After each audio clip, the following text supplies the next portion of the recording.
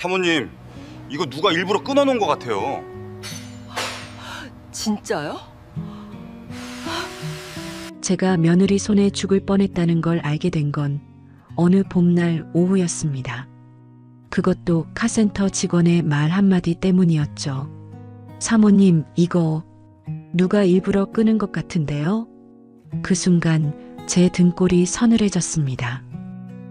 안녕하세요. 사연 진품명품 제작자 고우리입니다. 사연 시작에 앞서 좋아요와 구독 꼭 부탁드립니다. 감사합니다. 저는 김순자, 올해 64살입니다. 남편 박철수와는 40년을 함께 살다가 5년 전 그 일을 먼저 보냈습니다. 아들 박민준이 하나 있고 며느리 이혜진이와는 7년째 한 식구로 지내고 있었죠. 손주는 아직 없지만 그래도 우리 셋이서 나름 평화롭게 살아왔습니다. 적어도 전 그렇게 믿고 있었습니다. 남편이 떠나고 나서 전 혼자 사는 게 익숙해졌습니다.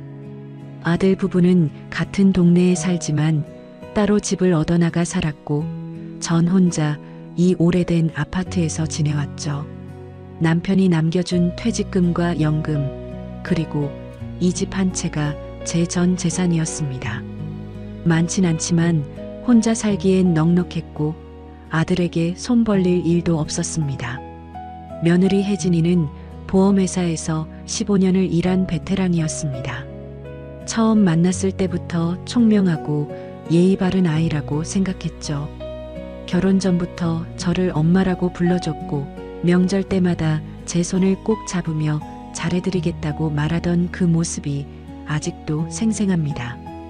친정 부모님을 일찍 여의었다는 혜진이를 보면 제 가슴이 먹먹해져서 전 이 아이를 친딸처럼 아꼈습니다. 혜진이도 저를 잘 따르는 것 같았고 아들 민준이와의 사이도 좋아 보였습니다. 그런데 1년 전부터였을까요? 혜진이가 조금씩 달라지기 시작했습니다. 예전엔 일주일에 2~3번은 들르던 아이가 한 달에 한 번 올까 말까 했고 전화 통화도 뜸해졌습니다. 민준이에게 물어봐도 요즘 회사 일이 바쁘대요 하며 대수롭지 않게 넘겼죠. 저도 며느리가 직장인이니 바쁠 수 있다고 생각했습니다. 그러던 어느 날 혜진이가 갑자기 집에 찾아왔습니다. 엄마, 보험 하나 들어두시는 게 어때요? 혜진이는 환한 미소를 지으며 서류 뭉치를 펼쳤습니다. 엄마 나이에 딱 맞는 상품이에요. 암 진단금도 나오고 만약에 사고라도 나시면 보장이 크게 돼요. 그때는 그저 며느리가 직업상 권하는 거라고 생각했습니다. 혜진아, 난 이미 건강보험 하나 있어. 엄마, 이건 그것보다 훨씬 보장이 좋아요. 그리고 제가 엄마 명의로 가입해드리면 나중에 민준이가 받을 수도 있고요. 그 말에 저는 고개를 끄덕였습니다. 아들을 위한 일이라면 나쁠 게 없다고 생각했으니까요. 수익자는 민준이로 해주면 돼? 아니요, 엄마. 저로 해주세요. 제가 관리하는 게 더 편할 거예요. 그때도 전 이상하다고 생각하지 못했습니다. 며느리가 알아서 챙겨준다니 고맙기만 했죠. 혜진이는 그날 서류에 제 도장을 받아갔습니다. 엄마, 매달 보험료는 제 카드로 자동이체 해놓을게요. 신경 쓰지 마세요. 그래, 그럼 고맙구나. 아니에요, 엄마. 당연한 거죠. 혜진이는 그렇게 말하며 제 손을 꼭 쥐었습니다. 그 손이 묘하게 차가웠던 기억이 납니다. 그 후로 2개월쯤 지났을까요? 혜진이는 또다시 집에 찾아왔습니다. 이번엔 다른 보험 상품이었습니다. 엄마, 이것도 좋은 상품이에요. 가입하시면 좋을 것 같아서요. 혜진아, 난 이미 하나 들었잖니. 이건 다른 거예요. 상해보험이에요.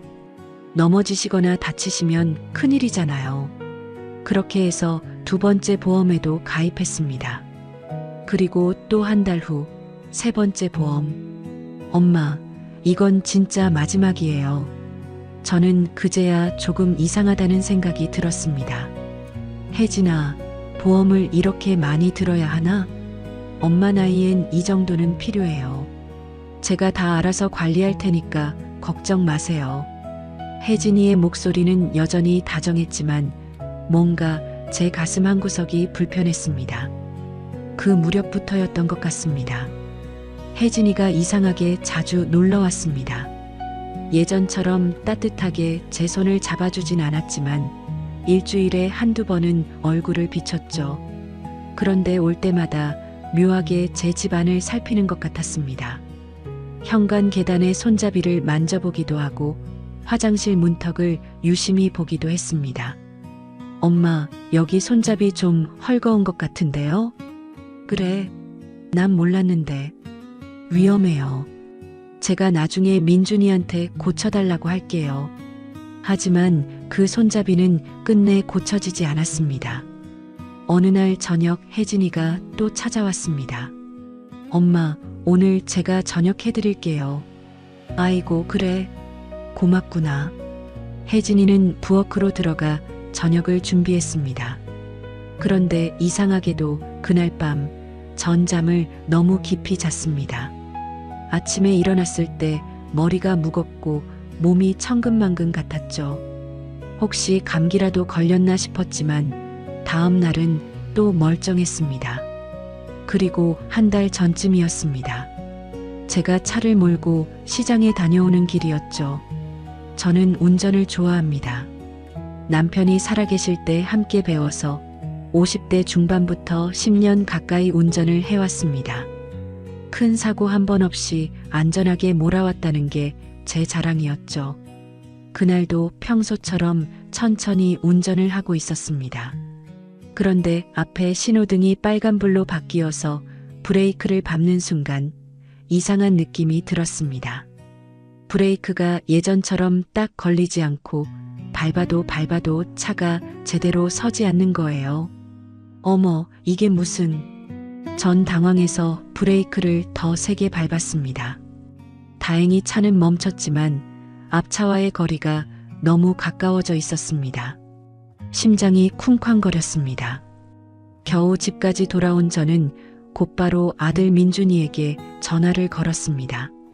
민준아, 엄마 차 브레이크가 좀 이상한 것 같아. 한번 봐줄래? 엄마, 제가 차는 잘 모르는데요. 카센터 가보시는 게 좋을 것 같아요. 그래, 그럼 그래야겠구나. 다음 날 아침, 전 동네 카센터로 차를 가져갔습니다.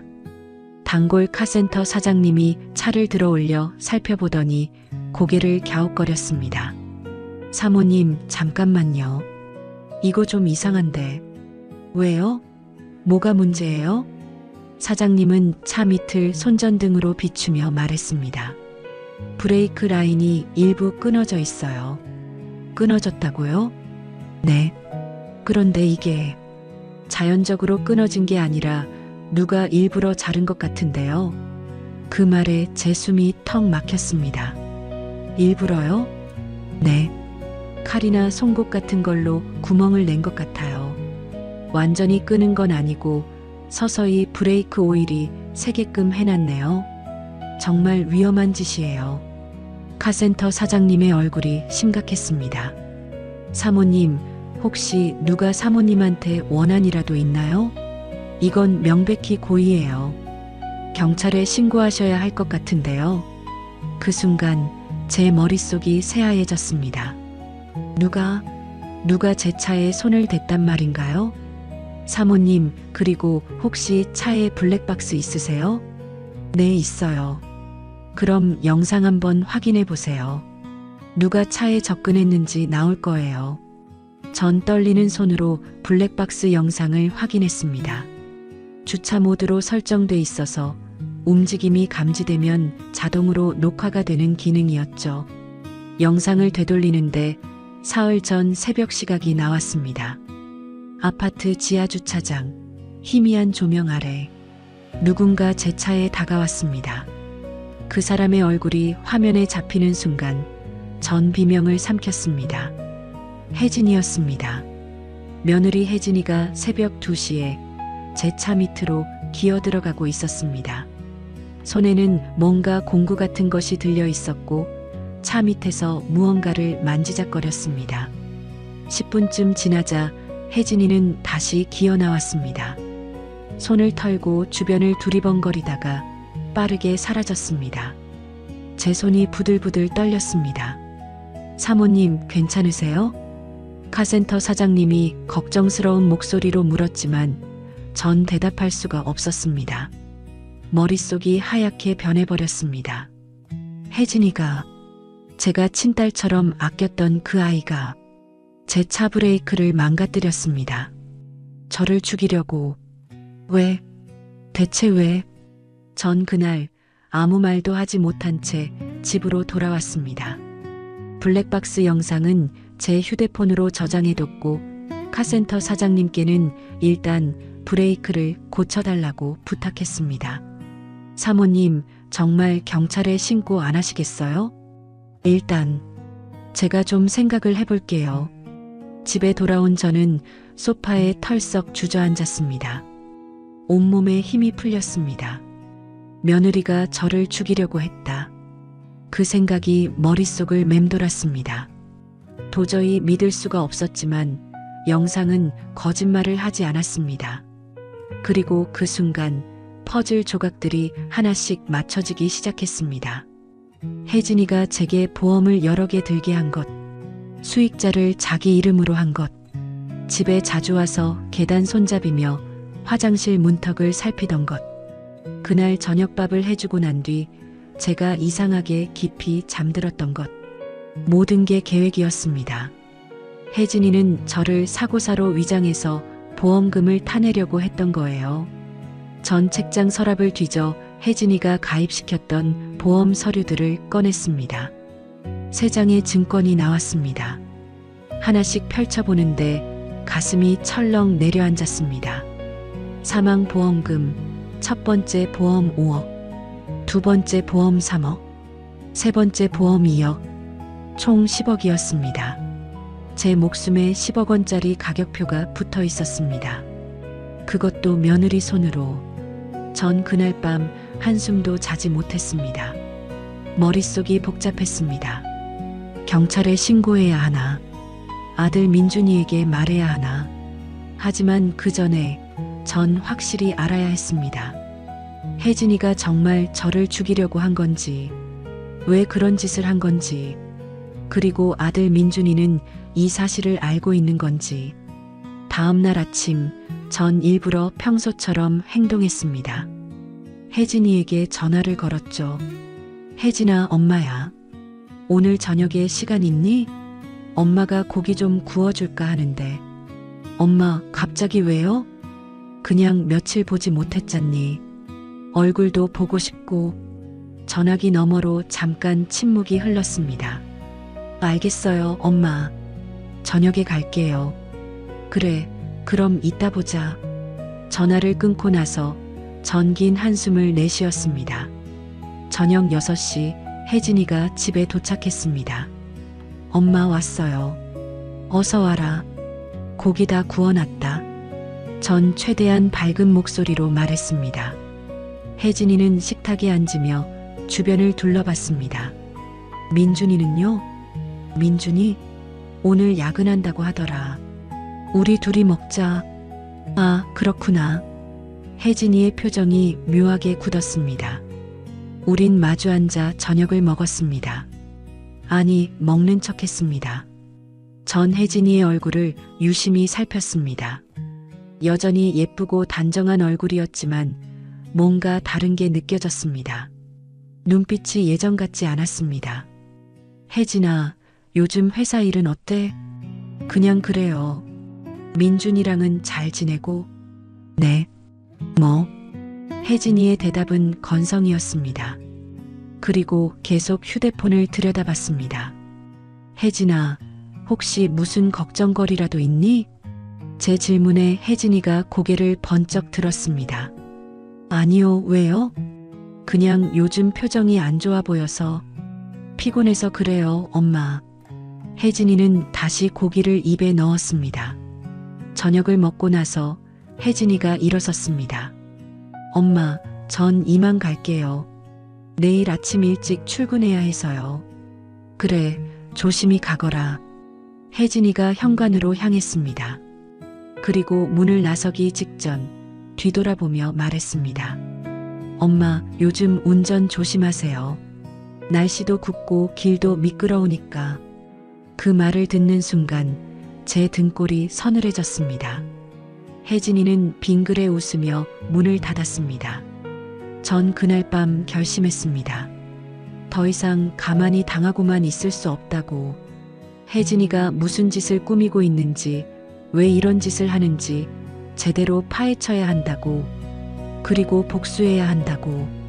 제 목숨을 노린 그 아이에게 반드시 대가를 치르게 해야 한다고. 다음 날부터 저는 조용히 움직이기 시작했습니다. 혜진이 몰래 증거를 모으기로 한 거죠. 우선 블랙박스 영상과 카센터 정비 기록은 안전하게 보관해뒀습니다. 카센터 사장님께는 따로 찾아가 사정을 설명하고 혹시라도 나중에 증언을 부탁드릴 수 있냐고 물었습니다. 물론이죠, 사모님. 이건 명백한 범죄예요. 제가 경찰 조사에 협조하겠습니다. 사장님은 흔쾌히 동의해 주셨습니다. 그리고 전 혜진이의 행동을 관찰하기 시작했습니다. 들키지 않게 최대한 자연스럽게 평소처럼 혜진이에게 전화도 하고 가끔 같이 식사도 했습니다. 혜진이는 여전히 제 앞에서 상냥한 며느리 역할을 했지만 전 이제 그 가면 뒤에 진짜 얼굴을 알고 있었습니다. 일주일쯤 지났을까요? 혜진이가 또다시 집에 찾아왔습니다. 엄마, 오늘 청소 도와드릴게요. 아이고, 그래. 고맙구나. 혜진이는 진공 청소기를 들고 집안을 청소하기 시작했습니다. 그런데 이상하게 화장실과 현관 쪽을 유난히 신경 쓰는 것 같았습니다. 화장실 바닥을 닦으면서 문턱을 자꾸 만져보고 현관 계단 손잡이도 이리저리 흔들어 봤습니다. 엄마, 이 손잡이 정말 위험한데요. 완전히 헐거워졌어요. 그래. 그럼 민준이한테 고쳐달라고 해야겠네. 아니에요. 제가 오늘 공구 사와서 고칠게요. 혜진이는 그렇게 말했지만 결국 그 손잡이를 고치지 않았습니다. 오히려 나사를 더 풀어놓은 것 같았습니다. 혜진이가 화장실에 간 사이 전 손잡이를 살펴봤는데 나사가 거의 빠질 듯이 헐거워져 있었습니다. 제 심장이 다시 쿵쾅거렸습니다. 혜진이는 저를 계단에서 넘어지게 만들려는 거였습니다. 브레이크가 실패했으니 이번엔 다른 방법을 시도하는 거죠. 혜진이가 돌아간 후 전 곧바로 손잡이를 단단히 조였습니다. 그리고 휴대폰으로 그 헐거워진 손잡이 사진을 찍어뒀습니다. 증거를 남겨야 했으니까요. 그날 밤 전 혜진이의 SNS를 살펴봤습니다. 요즘 사람들은 인스타그램이란 걸 많이 한다고 해서 아들 민준이에게 사용법을 배워뒀거든요. 혜진이의 계정을 찾아 들어갔습니다. 처음엔 평범한 일상 사진들이었습니다. 카페에서 찍은 커피 사진, 맛집 음식 사진, 그런 것들. 그런데 한개월 전쯤부터 사진 분위기가 달라졌습니다. 고급 레스토랑, 비싼 호텔 로비, 야경이 보이는 루프탑 바. 혜진이 혼자서는 절대 갈 수 없는 곳들이었습니다. 그리고 사진 속에 가끔 남자 손이 보였습니다. 혜진이와 와인잔을 부딪히는 손, 테이블 너머로 혜진이 손을 잡고 있는 손. 얼굴은 나오지 않았지만 분명 남자였습니다. 제 머릿속에 불길한 예감이 스쳤습니다. 혜진이가 바람을 피우고 있는 건 아닐까? 전 더 깊이 파고들었습니다. 혜진이가 태그한 위치 정보들을 확인했습니다. 강남의 고급 호텔, 청담동의 비싼 레스토랑, 제주도의 리조트. 혜진이의 수입으로는 감당하기 힘든 곳들이었습니다. 그리고 댓글 중에 이상한 게 하나 있었습니다. 오늘도 행복해 보여요. 좋은 사람 만나서 다행이에요. 친구로 보이는 사람이 단 댓글이었는데 혜진이는 그 댓글을 곧바로 삭제했습니다. 하지만 전 스크린샷을 찍어뒀습니다. 다음 날 전 아들 민준이를 따로 불러냈습니다. 민준아, 엄마가 커피 한 잔 사줄게. 나올 수 있니? 엄마, 무슨 일이에요? 목소리가 심각한데. 그냥 얼굴 보고 싶어서. 오늘 점심때 시간 낼 수 있지? 알겠어요, 엄마. 12시에 회사 앞에서 봐요. 점심시간 전 민준이와 회사 근처 카페에서 만났습니다. 민준이는 35살 중견기업 과장으로 일하는 성실한 아들입니다. 키는 175cm 정도로 보통이고 남편을 닮아 단정하게 생긴 얼굴이었죠.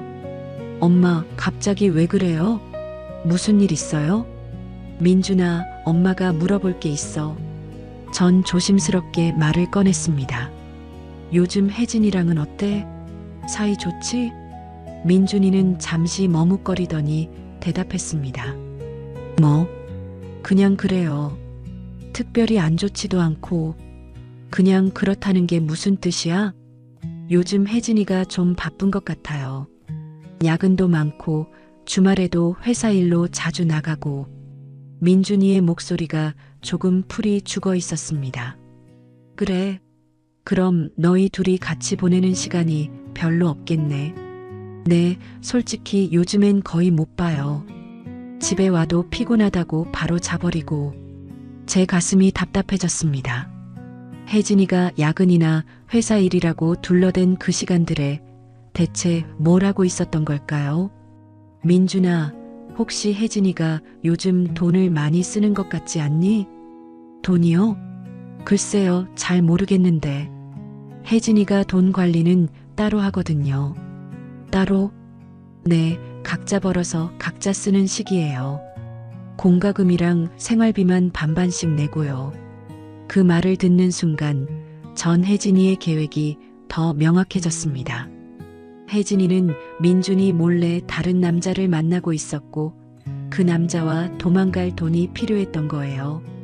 그래서 제 목숨에 10억 원짜리 보험을 건 거였습니다. 엄마, 왜 갑자기 혜진이 얘기를 하세요? 무슨 일 있어요? 민준이가 걱정스러운 얼굴로 물었습니다. 전 잠시 망설였지만 아직은 아들에게 진실을 말할 때가 아니라고 판단했습니다. 확실한 증거를 더 모아야 했으니까요. 아니야, 그냥 며느리가 요즘 얼굴이 안 좋아 보여서 너무 무리하는 건 아닌가 싶어서. 엄마가 걱정해 주시니 고맙네요. 제가 혜진이한테 얘기해 볼게요. 그래, 그러렴. 전 커피를 한 모금 마시며 민준이를 바라봤습니다. 착한 아들이었습니다. 이 아이가 알게 되면 얼마나 충격을 받을까요? 카페를 나서면서 전 혜진이를 더 철저하게 조사하기로 마음먹었습니다. 그날 오후 전 오랜만에 옛 친구 박미숙을 만났습니다. 미숙이는 저와 40년 지기 친구로 남편과 함께 탐정 사무소를 운영하고 있었습니다. 순자야, 오랜만이다. 그런데 얼굴이 왜 그래? 무슨 일 있어? 미수가 사실은. 전 미숙이에게 모든 걸 털어놨습니다.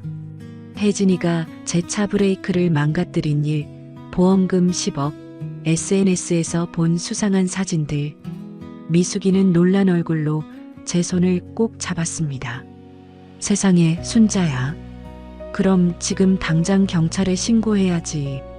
아직이야. 증거를 더 모아야 해. 그리고 혜진이가 정말 바람을 피우고 있는지도 확인해야 하고. 그래. 그럼 우리 남편한테 부탁해 볼게. 미행 좀 해달라고. 미숙이의 남편 김대철 씨는 25년 경력의 베테랑 탐정이었습니다. 정말 고마워, 미숙아. 무슨 소리야? 우리가 남이가. 근데 순자야, 너 정말 괜찮아? 며느리한테 그런 일을 당하다니. 미숙이의 눈에 눈물이 맺혔습니다. 전 고개를 끄덕였습니다. 괜찮아. 이제 더 이상 당하지 않을 거야. 3일 후 김대철 씨에게서 연락이 왔습니다. 사모님, 며느님 미행 결과가 나왔습니다. 전 긴장한 목소리로 물었습니다. 어떻게 됐나요? 사모님 죄송하지만 며느님이 다른 남자를 만나고 계십니다. 제 손이 떨렸습니다. 예상은 했지만 확인하고 나니 더 충격이었습니다. 어떤 남자인가요? 최승호라는 사람입니다. 38살 자칭 사업가라고 하는데 알아보니까 사기 전과가 여러 건 있는 인물이더군요. 사기꾼이라고요? 네. 주로 여자들한테 접근해서 결혼을 미끼로 돈을 뜯어내는 수법을 쓰는 것 같습니다. 며느님이 완전히 속고 계신 것 같아요. 대철 씨는 사진 몇 장을 제게 건넸습니다. 혜진이가 한 남자와 호텔에 들어가는 사진, 차 안에서 키스하는 사진, 손을 잡고 걷는 사진. 제 눈앞이 아찔해졌습니다. 그리고 사모님, 이것 좀 보세요. 대철 씨가 녹음 파일 하나를 틀었습니다. 혜진이와 그 남자의 대화였습니다. 승우 오빠, 조금만 기다려요. 곧 큰 돈이 생길 거예요. 혜진아, 그게 언제야? 나 진짜 빚쟁이들한테 쫓기고 있다고. 제가 꼭 해결해 드릴게요.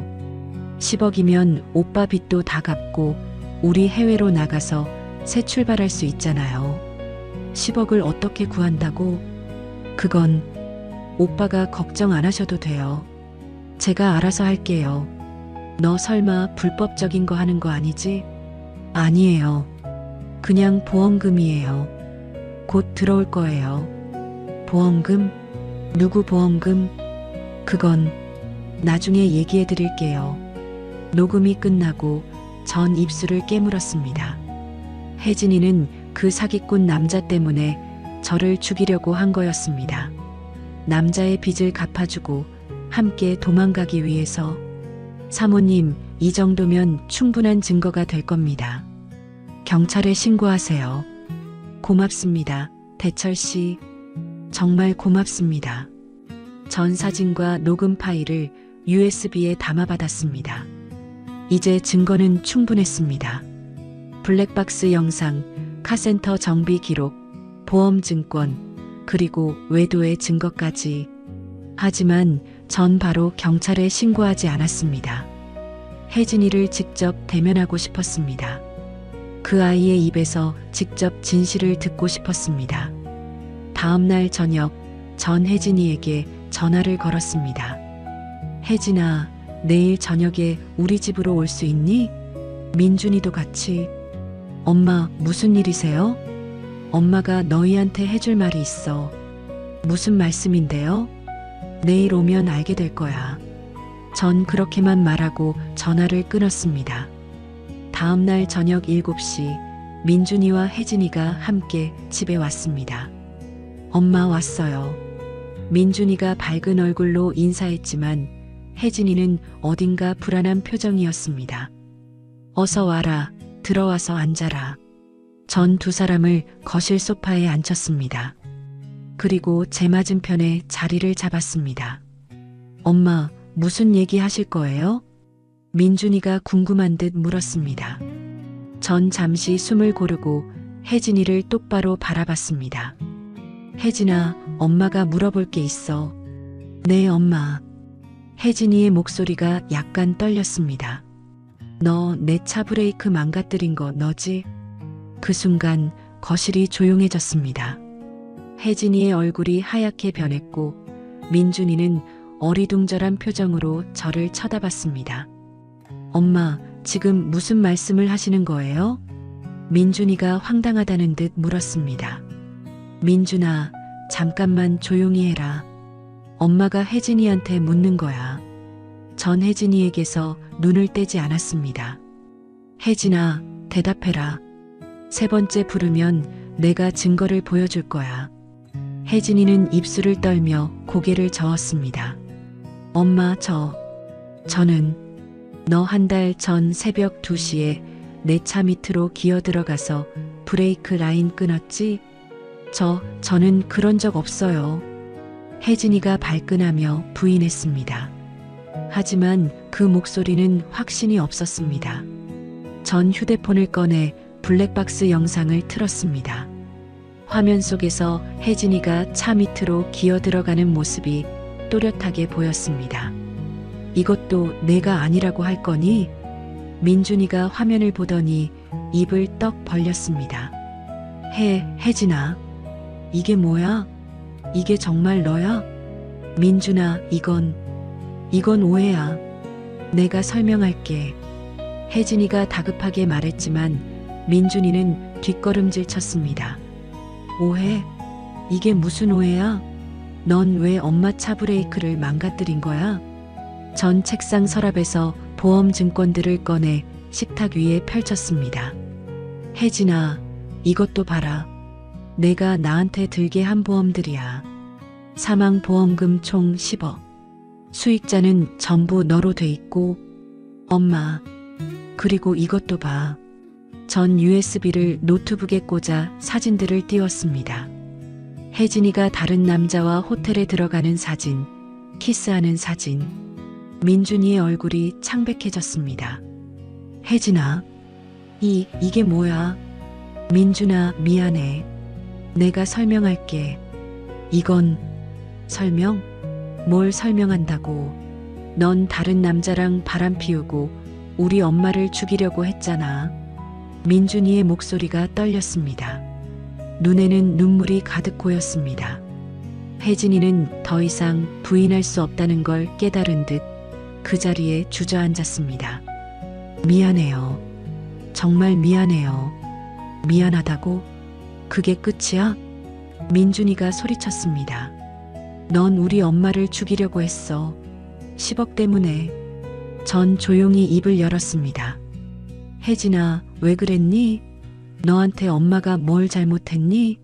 엄마는 너를 친딸처럼 아꼈는데. 혜진이는 바닥에 엎드려 울기 시작했습니다. 죄송해요, 엄마. 정말 죄송해요. 저도 어쩔 수 없었어요. 어쩔 수 없었다고? 사람 목숨을 끊는 게 어쩔 수 없는 일이야. 승우 오빠 빚이 너무 많아서 빚쟁이들이 저한테까지 협박을 했어요. 돈을 구하지 못하면 저도 다친다고. 전 혀를 찼습니다. 그래서 내 시어머니를 죽이려고 한 거야? 사기꾼한테 속아서? 사기꾼이요? 혜진이가 고개를 번쩍 들었습니다. 전 녹음 파일을 틀어줬습니다. 혜진이와 승우라는 남자의 대화가 흘러나왔습니다. 그 최승우라는 놈, 사기 전과 여러 건 있는 사기꾼이야. 너 완전히 당한 거야. 혜진이의 얼굴에서 핏기가 싹 가셨습니다. 아니에요. 승우 오빠는 그런 사람이 아니에요. 이 바보 같은 거사. 민준이가 소리쳤습니다. 아직도 정신을 못 차려? 넌 사기꾼한테 속아서 사람 죽이려고 했어. 그것도 내 엄마를. 혜진이는 더 이상 아무 말도 하지 못했습니다. 그저 바닥에 엎드려 흐느낄 뿐이었습니다. 전 휴대폰을 들어 112에 전화를 걸었습니다. 여보세요, 경찰서죠? 신고할 게 있습니다. 엄마, 잠깐만요. 혜진이가 다급하게 제 손을 잡았습니다. 제발요, 엄마. 한 번만 용서해 주세요. 제가 정말 잘못했어요. 전 혜진이의 손을 뿌리쳤습니다. 혜진아, 넌 나를 죽이려고 했어. 용서받을 수 있는 일이 아니야. 제발요, 엄마. 저 감옥 가면 안 돼요. 제발. 내가 날 죽였으면 난 땅속에 묻혔을 거야. 그것도 사고사로. 넌 그 생각 안 했니? 경찰이 전화를 받았습니다. 네, 신고하시겠습니까? 살인미수를 신고하려고 합니다. 제 며느리가 저를 죽이려고 차 브레이크를 망가뜨렸습니다. 증거는 다 있습니다. 네, 주소가 어떻게 되십니까? 전 주소를 알려줬습니다. 지금 바로 출동하겠습니다. 전화를 끊고 전 소파에 앉았습니다. 온몸에 힘이 풀렸습니다. 민준이는 벽에 기대서서 망연자실한 표정으로 서 있었고 혜진이는 바닥에서 계속 울고 있었습니다. 20분 후 경찰이 도착했습니다. 신고하신 분 계십니까? 네, 제가 신고했습니다. 전 경찰에게 모든 증거를 보여줬습니다. 블랙박스 영상, 카센터 정비 기록서, 보험 증권, 외도 증거, 녹음 파일. 경찰은 심각한 얼굴로 증거들을 확인했습니다. 이 정도면 명백한 살인 미수입니다. 이혜진 씨, 저희와 함께 가셔야겠습니다. 저는 혜진이가 떨리는 목소리로 말했지만 경찰은 수갑을 채웠습니다. 이혜진 씨를 살인 미수 혐의로 현행범 체포합니다. 묵비권을 행사할 수 있으며 혜진이는 수갑이 채워지는 순간 제게 마지막으로 애원하듯 쳐다봤습니다. 엄마, 정말 죄송해요. 전 고개를 돌렸습니다. 더 이상 그 아이의 얼굴을 보고 싶지 않았습니다. 혜진이가 경찰차에 실려가고 집안은 다시 조용해졌습니다. 민준이는 소파에 털썩 주저앉아 머리를 감싸쥐었습니다. 엄마, 미안해요. 제가 혜진이를 제대로 못 봤어요. 민준아, 내 잘못이 아니야. 전 아들의 등을 토닥였습니다. 엄마가 괜찮아. 이제 다 끝났어. 하지만 민준이는 한참을 울었습니다. 7년을 함께한 아내가 자기 어머니를 죽이려고 했다는 사실을 그 아이가 어떻게 쉽게 받아들일 수 있겠습니까? 혜진이가 체포된 후 모든 게 빠르게 진행됐습니다. 경찰 조사 결과 혜진이의 죄목은 명확했습니다. 살인 미수, 재물손괴, 보험 사기 미수. 혜진이와 함께 계획을 짠 최승호라는 남자도 곧바로 체포됐습니다. 그 남자는 혜진이를 이용해 보험금 10억을 챙길 생각이었다고 자백했습니다. 검찰은 혜진이에게 징역 12년을 구형했습니다. 재판은 2개월 후에 열렸고 저는 증인으로 출석했습니다. 법정에서 혜진이를 다시 본 순간 제 가슴이 아팠습니다. 수감복을 입은 혜진이는 완전히 다른 사람처럼 보였습니다. 야위고 창백하고 눈빛은 텅 비어 있었죠. 증인께서는 피고인과 어떤 관계입니까? 판사가 물었습니다. 며느리입니다. 아니, 며느리였습니다. 피고인이 증인의 차량 브레이크를 훼손한 것이 맞습니까? 네, 맞습니다. 그 사실을 알았을 때 어떤 심정이었습니까? 전 잠시 말을 잇지 못했습니다. 목이 메어왔습니다. 배신감을 느꼈습니다. 제가 친딸처럼 아낀 아이가 저를 죽이려고 했다는 게 믿기지 않았습니다. 재판장은 혜진이에게 최후 진술 기회를 줬습니다. 혜진이는 떨리는 목소리로 말했습니다. 어머님, 정말 죄송합니다. 변명의 여지가 없습니다. 제가 정말 미쳤던 것 같아요. 승우한테 속아서, 돈이 필요해서. 하지만 그게 이유가 될 수는 없다는 걸 압니다. 제가 저지른 죄는 용서받을 수 없는 거죠. 혜진이는 울먹였습니다. 민준 오빠한테도 미안해요. 오빠를 사랑했던 건 진심이었어요. 하지만 제가 욕심을 부렸어요. 더 좋은 삶을 살고 싶었어요. 그 욕심이 저를 여기까지 오게 만들었어요. 판사는 일주일 후 판결을 선고했습니다. 피고인 이혜진에게 징역 10년을 선고한다. 혜진이는 그 자리에서 무너졌습니다. 10년. 30대 중반의 여자에게 10년은 인생의 황금기를 통째로 잃는 것이었습니다. 재판이 끝나고 전 법원 밖으로 나왔습니다. 가을 하늘이 맑았습니다. 살아있다는 게 감사했습니다.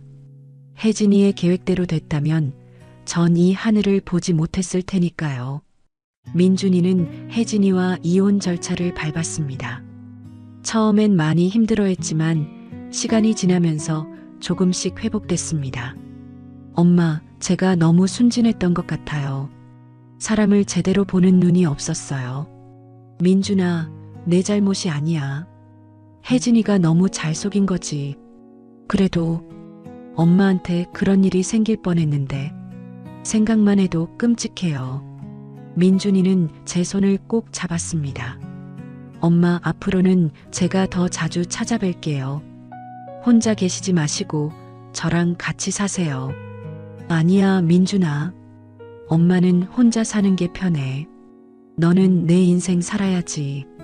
하지만 괜찮아. 엄마 튼튼해. 이번 일로 더 강해졌어. 그 말은 사실이었습니다. 전 이번 일을 겪으며 많은 걸 배웠습니다. 사람을 쉽게 믿어서는 안 된다는 것.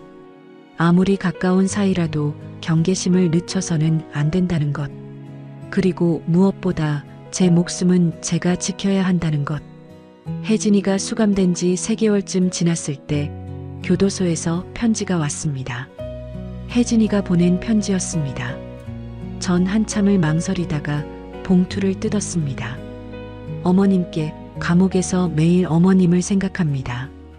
제가 저지른 짓이 얼마나 끔찍한 일인지 이제야 깨닫습니다. 어머님을 죽이려고 했다는 게 믿기지 않아요. 제가 정말 미쳤던 것 같아요. 교도소에서 많은 생각을 했습니다. 왜 그렇게 돈에 집착했는지, 왜 승호에게 속았는지. 돌이켜보니 제가 너무 허영심이 강했던 것 같아요. 친구들이 명품을 들고 다니고 좋은 차를 타고 해외여행을 다니는 걸 보면서 저도 그렇게 살고 싶었어요. 하지만 민준 오빠의 월급으로는 그런 삶을 살 수 없었죠. 그래서 승호를 만났을 때 그 사람이 제게 그런 삶을 선물해 줄 수 있을 거라고 착각했어요. 승호는 제게 비싼 선물을 사주고 좋은 레스토랑에 데려가주고 달콤한 말을 속삭여줬어요. 저는 그 남자가 진심이라고 믿었어요. 함께 새로운 인생을 시작할 수 있다고 믿었어요. 그래서 10억이 필요했고 보험금을 생각했고 어머님의 차를 망가뜨렸습니다. 정말 용서받을 수 없는 짓입니다. 어머님께서 절 용서하지 않으셔도 당연합니다. 민준 오빠가 절 미워하는 것도 당연합니다. 하지만 어머님께 한 가지만은 꼭 말씀드리고 싶어요. 처음 민준 오빠와 결혼했을 때 어머님을 뵙고 정말 행복했어요. 친정 부모님을 일찍 여의고 외롭게 자란 저에게 어머님은 진짜 엄마 같았어요. 어머님이 제 손을 잡아주시고 우리 딸하고 불러주실 때 정말 눈물이 날 것 같았어요. 그 마음은 진심이었습니다. 나중에 제가 변한 것뿐이에요. 욕심이 생기고 다른 남자를 만나면서 제가 가장 소중하게 생각해야 할 것들을 잊어버렸어요. 지금은 너무 늦었지만 정말 후회합니다. 10년이라는 시간 동안 제 죄를 뉘우치며 살겠습니다. 어머님 건강하세요. 그리고 정말 죄송합니다. 이혜진 올림. 편지를 다 읽고 전 한숨을 내쉬었습니다. 혜진이의 후회가 진심인지는 모르겠습니다. 하지만 이미 엎질러진 물이었습니다. 용서는 할 수 없었지만 그래도 혜진이가 그곳에서 제대로 반성하길 바랄 뿐이었습니다. 전 편지를 서랍에 넣고 창밖을 바라봤습니다. 겨울이 지나고 봄이 왔습니다. 집 앞 공원의 벚꽃이 만개했습니다. 전 코트를 입고 밖으로 나갔습니다. 공원을 걸으며 생각했습니다. 제가 살아있다는 것, 여전히 이 아름다운 계절을 느낄 수 있다는 것, 그게 얼마나 소중한 일인지. 혜진이가 원한 대로 됐다면 전 이 봄을 보지 못했을 겁니다. 하지만 전 살아남았습니다. 제 목숨을 지켜냈습니다. 벤치에 앉아 따뜻한 햇살을 쬐는데 휴대폰이 울렸습니다. 민준이었습니다. 엄마, 뭐 하세요? 산책 중이야. 날씨가 좋아서. 엄마, 오늘 저녁에 제가 놀러 갈게요. 고기 사가지고요. 그래. 그럼 엄마가 된장찌개 끓여놓을게. 네, 엄마. 이따 봐요. 전화를 끊고 전 미소를 지었습니다. 아들이 있어서 다행이었습니다. 여전히 절 사랑하고 걱정해주는 사람이 있어서. 집으로 돌아오는 길에 전 꽃집에 들렀습니다. 화사한 튤립 한 다발을 샀습니다. 집에 생기를 불어넣고 싶었습니다. 현관문을 열고 들어서는데 익숙한 우리 집 냄새가 났습니다. 전꽃을 꽃병에 꽂아 거실 테이블에 놓았습니다. 노란 튤립이 햇살을 받아 빛났습니다. 그날 저녁 민준이가 찾아왔습니다. 손에는 고기와 과일 그리고 작은 선물 상자를 들고 있었습니다. 엄마, 이거 선물이에요. 뭐야 이게? 상자를 열어보니 예쁜 스카프가 들어 있었습니다. 엄마가 좋아하실 것 같아서 샀어요. 아이고, 고맙다. 우리 아들. 전 스카프를 목에 둘러봤습니다. 민준이가 환하게 웃었습니다. 엄마, 잘 어울려요. 우린 함께 저녁을 먹었습니다. 고기를 구우면서 된장찌개를 먹으면서 이런저런 이야기를 나눴습니다. 민준이는 회사 이야기를, 전 동네 소식을 전했습니다. 평범한 대화였지만 그게 얼마나 소중한 건지 이제는 알 것 같았습니다. 식사를 마치고 민준이가 설거지를 했습니다. 전 소파에 앉아 민준이의 뒷모습을 바라봤습니다. 어느새 어른이 된 아들, 엄마를 지켜주려고 애쓰는 아들. 민준아, 네 엄마. 엄마가 정말 고마워. 내가 있어서. 민준이가 수건으로 손을 닦으며 다가왔습니다. 그리고 제 옆에 앉았습니다. 엄마, 제가 더 고마워요. 이렇게 건강하게 계셔서. 그래, 엄마 튼튼해. 앞으로도 오래오래 살 거야. 그러셔야죠. 저 결혼도 다시 해야 하고 손주도 낳아야 하는데. 그래, 좋은 사람 만나서 행복하게 살아라. 네, 엄마. 이번엔 제대로 된 사람 만날게요. 우린 그렇게 한참을 나란히 앉아 있었습니다. 창밖으로 저녁 노을이 보였습니다. 하늘이 주황빛으로 물들어 있었습니다. 참 아름다운 저녁이었습니다. 민준이가 돌아간 후 전 혼자 차를 마시며 창밖을 바라봤습니다. 저 멀리 아파트 불빛들이 하나둘 켜졌습니다. 각자의 집에서 각자의 삶을 사는 사람들. 그 중에는 행복한 사람도 있을 것이고 불행한 사람도 있을 것입니다. 혜진이처럼 잘못된 선택을 하고 후회하는 사람도 있을 것이고, 전 다시는 혜진이 같은 사람을 만나지 않기를 바랐습니다. 하지만 세상에는 여전히 욕심 많은 사람들이 있고 그 욕심 때문에 남을 해치는 사람들이 있습니다. 그러니 항상 조심해야 합니다. 아무리 가까운 사람이라도 완전히 믿어서는 안 됩니다. 전 보험 증권들을 모두 해지했습니다. 혜진이가 들게 한 그 3개의 보험. 더 이상 제 목숨에 가격표를 붙이고 싶지 않았습니다. 보험회사에서는 환급금을 돌려줬지만 전 그 돈을 자선단체에 기부했습니다. 그 돈을 쓰고 싶지 않았으니까요. 그리고 전 새로운 취미를 시작했습니다.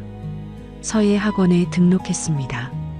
일주일에 2번 붓을 들고 한자를 쓰는 시간, 먹물 냄새를 맡으며 마음을 가다듬는 시간이 좋았습니다. 서예 학원에서 새로운 친구도 사귀었습니다. 저와 비슷한 나이의 여자분들이었는데 모두 좋은 분들이었습니다.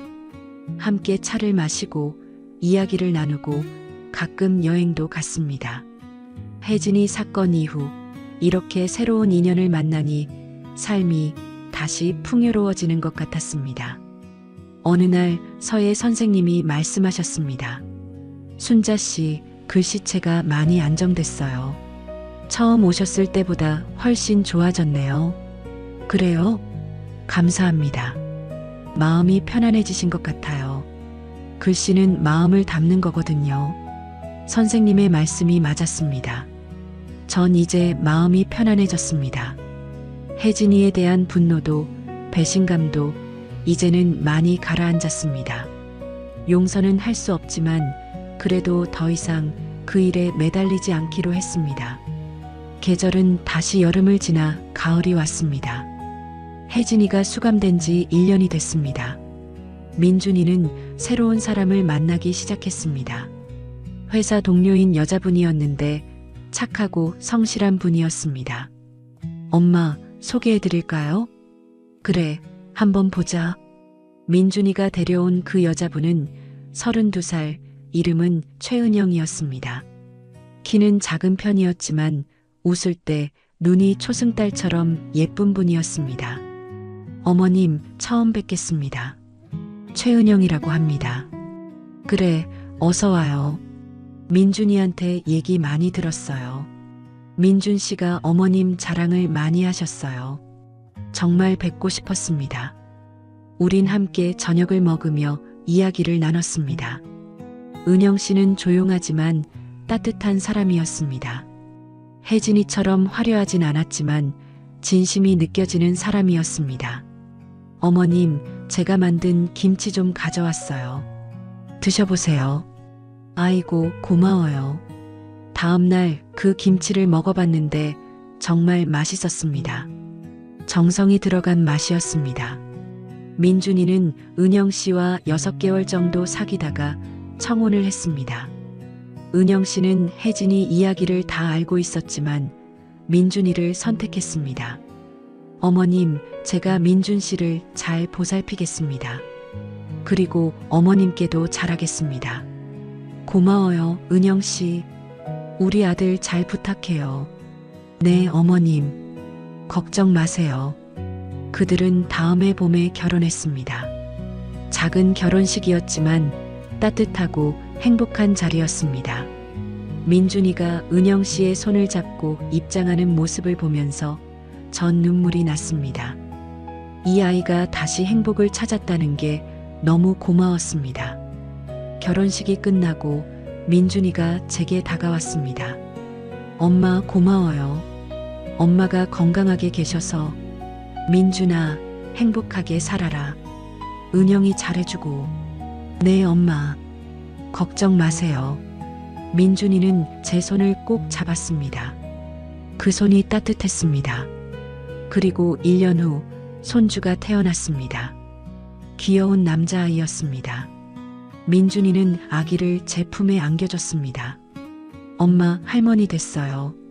아이고, 우리 손주. 이렇게 예쁘게 태어나줘서 고맙구나. 아기는 제 품에서 새근새근 잠들었습니다. 그 작은 생명을 안고 있는데 가슴이 뭉클했습니다. 이 아기가 건강하게, 행복하게 자라기를, 그리고 이 아기가 사는 세상이 조금 더 안전하고 따뜻한 곳이 되기를, 전 그렇게 기도했습니다. 혜진이 사건은 이제 제 인생의 한 장면으로 남았습니다. 끔찍했지만 그 일을 겪으며 전 더 강해졌습니다. 그리고 진짜 소중한 게 무엇인지 깨달았습니다. 목숨, 가족, 평범한 일상. 그게 얼마나 귀한 건지. 지금 전 행복합니다. 아들과 며느리가 잘 지내고 손주가 건강하게 자라고 전 여전히 건강하게 살고 있습니다. 가끔 서예 학원 친구들과 여행도 가고 봉사활동도 하고 그렇게 알차게 하루하루를 보내고 있습니다. 며칠 전 교도소에서 또 편지가 왔습니다. 혜진이의 편지였습니다. 이번에는 열어보지 않았습니다. 그냥 서랍에 넣어뒀습니다. 혜진이가 어떻게 지내는지, 뭘 생각하는지 더 이상 궁금하지 않았습니다. 그 아이는 제 인생에서 끝난 사람이었으니까요. 오늘도 전 아침 일찍 일어나 공원을 산책했습니다. 아침 공기가 상쾌했습니다. 산책을 마치고 돌아오는 길에 시장에 들러 신선한 채소와 생선을 샀습니다. 오늘 저녁은 민준이네 가족이 놀러 오기로 했거든요. 손주에게 맛있는 이유식을 만들어주고 싶었습니다. 집에 돌아와 요리를 시작했습니다.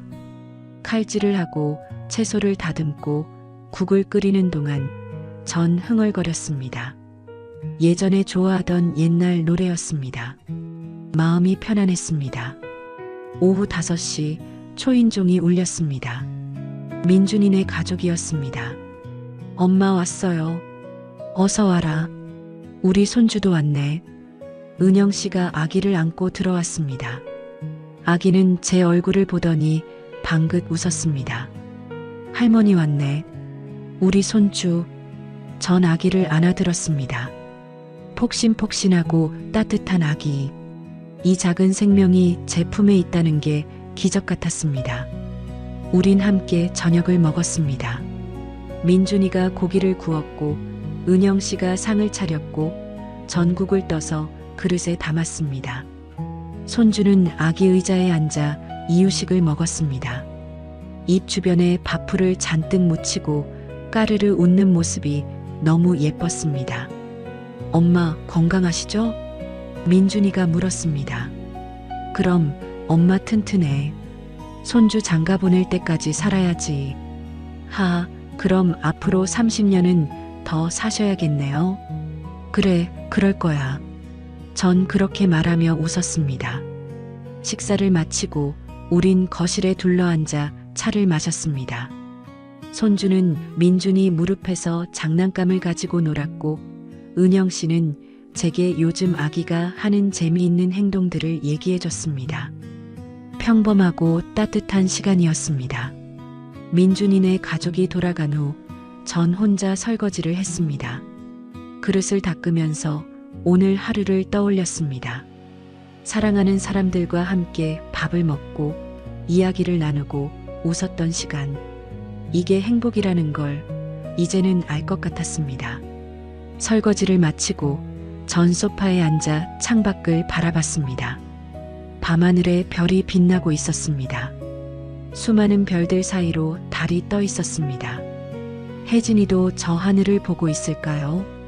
교도소 안에서 혹시 후회하고 있을까요? 전 더 이상 혜진이를 생각하지 않으려 했지만 가끔은 문득 그 아이가 떠올랐습니다. 하지만 이제는 분노도 원망도 없었습니다. 그저 안타까울 뿐이었습니다.